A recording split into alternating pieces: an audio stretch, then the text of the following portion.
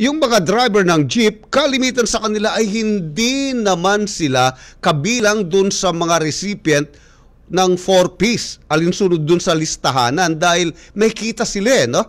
May income sila. Having said that, and so yung binabanggit ninyo kanina na dapat kabilang sa listahan, out na sila.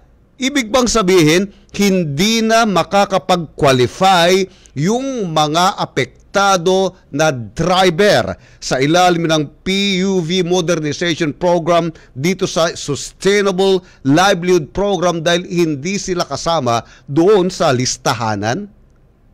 Well, Manong Togs, no, kaya nga po nabanggit ko sa umpisa pa lang na subject po to sa assessment ng ating mga workers dahil I understand some drivers are included in the Pantawid Pamilyang Pilipino program. Not necessarily them but their household. Ano po? So kung sila, yung kanila pong household ay kabilang naman sa Pantawid Pamilyang Pilipino program, of course they could be included in those that will be prioritized. Ano po? And I understand also that some drivers rin naman ay kabilang doon sa mga sa talaan natin ng mahihirap, so they could be considered as well. Aside from the Sustainable Livelihood Program kasi, Manong Togs, we understand that some drivers are experiencing also some crises as a result nga po of the PUV modernization. Ano po?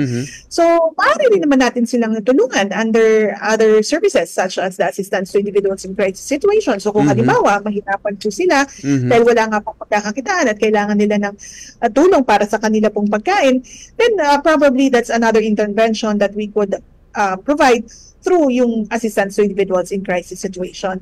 But then again nga, sabi ko, tama naman to yung nabanggit mo, Manong Togs.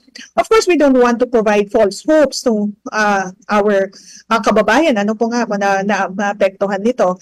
But again, we would like to emphasize para sa mga lalapit po sa DSWD, we will assess po yung inyong mga circumstances. Titingnan natin ano yung appropriate na intervention na maaari pong i-extend ng DSWD.